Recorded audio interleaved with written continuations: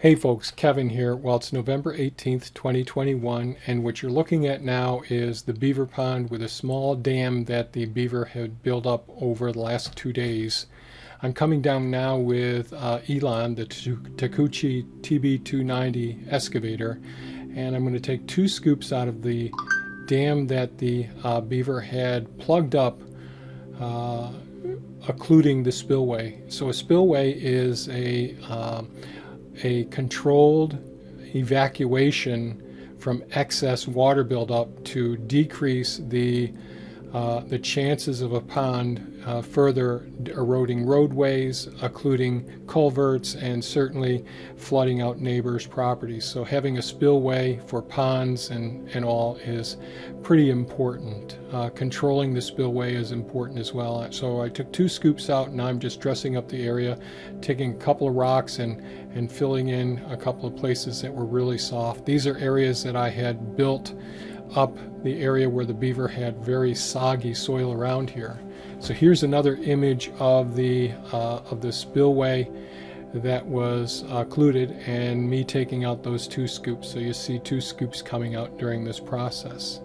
The reason I'm shooting this video is because some people had asked about, geez, they'd like to see more on the beaver, since I get to see them infrequently and I don't get to see them because they're predominantly nocturnal animals. I do see them during the daytime, and they're since they're nocturnal animals, what I ended up doing was picking up a trail camera that has the ability to shoot, has night vision, and can shoot some video as well. So these are quite a few different shots or probably just 1 minute long video clips that were triggered by motion and all. So we have 2 beaver that we can see in these video clips. I looked at it for the first time trying to record my audio, and then I had an interruption, so I decided to start over. So this entire video is probably about 17 minutes long, and so it's just going to be some of the activities of the beaver coming in and starting to patch up an area of their dam wall as they perceive it. So beaver are our largest rodent size mammals, and they give birth, I think it's during May or June in this part of the world, and they really are environmental engineers, and they work together and play together, and I just find them absolutely fascinating. The benefits of beaver are just so many. They actually help to recharge our aquifers. They actually help to maintain habitats for various beneficial insects, beneficial aquatic species, and reptiles as well, and amphibians. They certainly are very welcome guests on our property.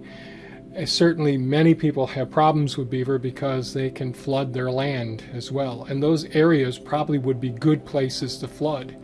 So this is all gravel bed areas around where the beaver have constructed, well, their ancestors constructed these dams back in the 80s is when they first did it. And they did it next to access roads and stone walls and elevated areas. And then these guys' great-grandparents actually constructed the first dams here, and they've made several dams all along the way. Now, they'll often bring in very long branches to start out with, and this one isn't lodging like he had hoped it would happen. And so what they'll do is they'll go ahead and they'll take one end of a limb that they've taken off, or a tree that they brought over, and they'll stick it right down into the soil. And you can see the surface soil that's light colored that this guy's standing on right now. It's only a few inches deep. And what they'll do is they'll take these and they'll either try and stick them so that they go sideways and catch on either side of the bank, or they'll try to drive the stakes into the soil. Now, the darker area along that lighter line is the area where Elon, the excavator bucket, dug down several inches. So it drops down about 8 inches in that spot there. So they'll just keep working together, bringing the limbs over into this area. They'll go ahead and cut them off from mostly from above ground areas, take them, put them out into the water, and then drag them in the water over to this area. And some of them, if they don't get them anchored well, they'll start to go downstream.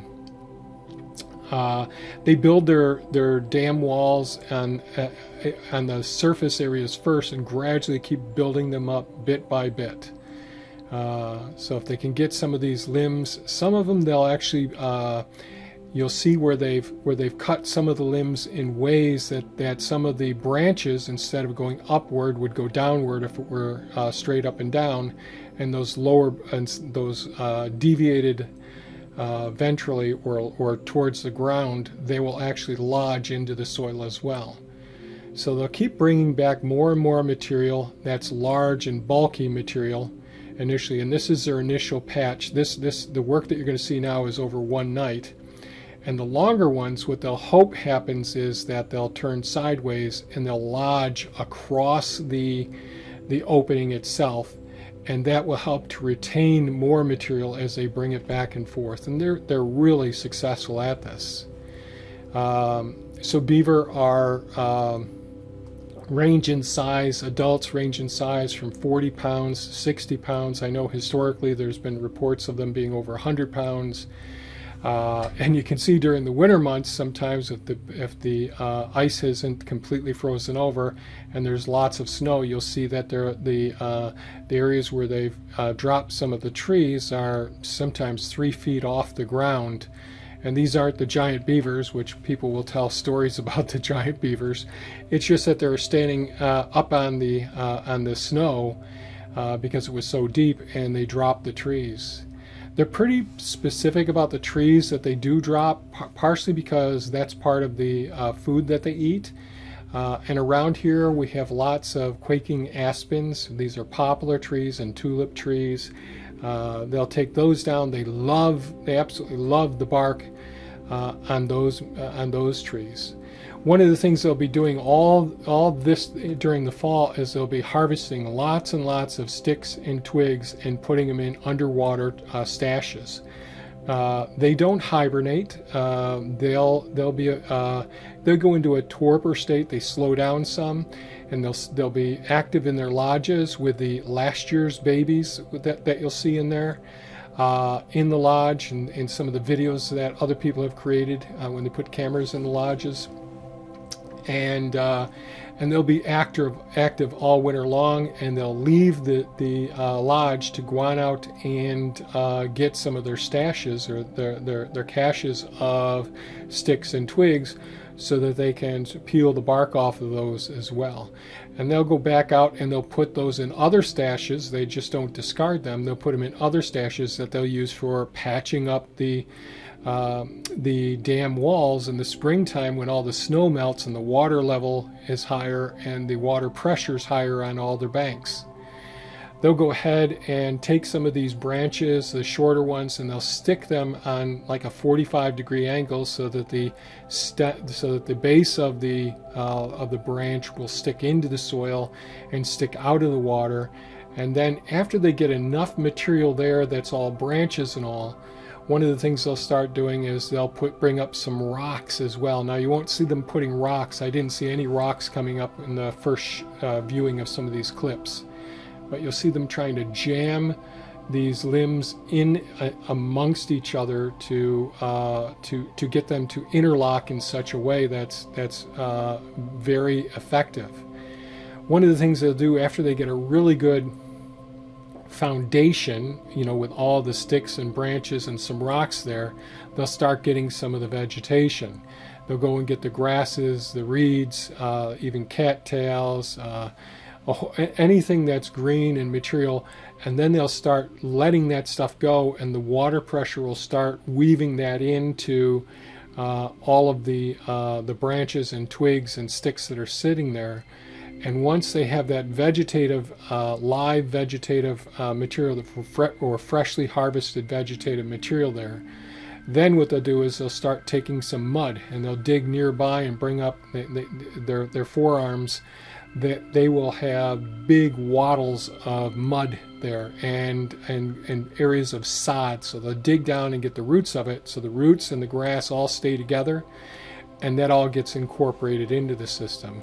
And if they're lucky, that stuff will take root, and the next spring it'll start growing up there and get more biomass that's going to be incorporated into the system. Willows are another favorite as well. They'll bring those and stick them in. And of course, the willows root very easily, and they'll start growing up in the walls. Really interesting. The beaver can take down so many different types of trees, and I chose a Scott pine, which is right next to this tree, and you may have seen that in the very beginning of the video with an orange or yellow strap around it, and that's what I've got the camera mounted to right now. Since this camera doesn't show, it doesn't have powerful enough of a night LED light that can illuminate distance, so it's hard to see the second beaver, as one's bringing some of the material over to the other one who's doing the engineering. So it's often a younger one from last year who next year will be off on their own. And so although they have innate characteristics that that tell them that they need to be building dam walls and all, but it's the training that they get from observation and actually developing these skills, working with their parents, doing these things. And the last year's adolescents will be helping to raise this most recent year's May and June's babies that grow up, that are developing. Interesting about you look at so much work that all the trees around that they go through, and they go through some wood that'd be very difficult. That's tough wood, very hard wood. Although their favorite ones are softer woods, but you would think about as much stuff as they're doing with their teeth. How do they do it? Well, their teeth never stop growing. These are 4 incisors, 2 above and 2 below, and they're always growing and developing, and they're always getting sharpened. And the reason that they can get sharpened is because on the outer surface, the part that you would see from looking at them from a distance, their smile, that's all very hard enamel, and on the underside of their teeth is dentin, which is much softer. So the dentin wears away, and of course the hard enamel does as well. But they're constantly pushing out these incisors, so they're continuously elongating, and it's really important for them to be able to have good dentition, so their teeth are well aligned. So if they have an injury, that can keep them from being able to forage for food or do the work that they have to do. And certainly with these teeth growing continuously, they're always sharpening them because it's just part of it's like eating to us. It just comes absolutely naturally. And they'll work together. One will bring up more material right behind the other one, as you can see in this. And this is probably 17 minutes long, this video, you can see how much they're able to accomplish in one evening's time. So they'll get a preliminary, what I'll call a foundation. So what you're seeing now is a foundation being created. Often they'll put some rocks down on top of some of the foundation as well. But one of the next things they'll do is start bringing lots and lots more vegetative materials. And once the vegetative materials are there, they will go ahead and start packing the mud. They'll bring it right up to their breasts and hold it with their forelimbs. Their hind limbs are webbed, so they're excellent swimmers.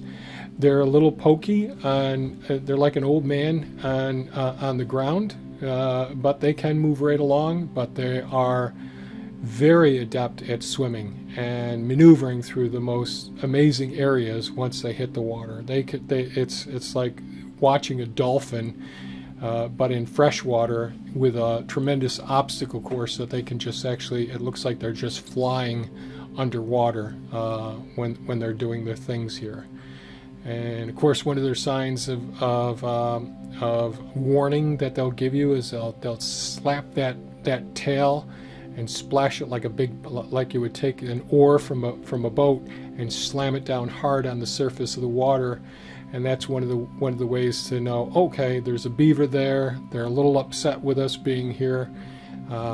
Let's just be quiet and unobtrusive, and they'll slap a couple more times to let you know, hey, I got babies here, or I'm working here, get the heck out of here. So, and that'll often happen during the daytime. But you can see they'll work their way in, shove those limbs in there. They grab the limbs with their molars, so they'll pull those cheeks way back. They aren't grabbing them with their incisors right there, but their molars can really crush down as well on the more fibrous material that's there. They can field strip these branches so quickly when they're eating it all, and you watch the babies do it. And I saw places today where a lot of the sticks that the babies had gone from, these are this most recent year's one, and everything from the size of small bamboo down in all their sticks, and you just see very, very clean stripped twigs and sticks that they've cleaned up very effectively and efficiently. They'll leave a whole pile of them there. Unlike the adults, they'll be taking all those pieces and putting them in a stash so that they can use them for later on. It looks like you can see little bits of their eyes in the distance moving through the water, so hopefully this is all showing up. So I had some requests, mainly from my brother, saying, hey, I want to see more with the beaver and all, so that's why I purchased this trail camera to see. I wish I had more of a penetration of the LED night vision so we could see out further where the beaver are working around. But it's for up close images, this trail cam is anyways. So that's the reason for posting this video. Hopefully I'll give you some updates on things going around here pretty soon.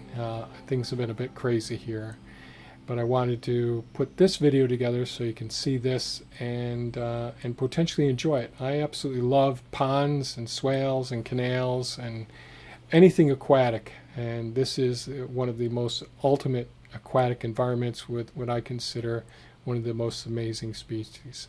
So thanks so much for watching, folks, and have a great day. Bye-bye now.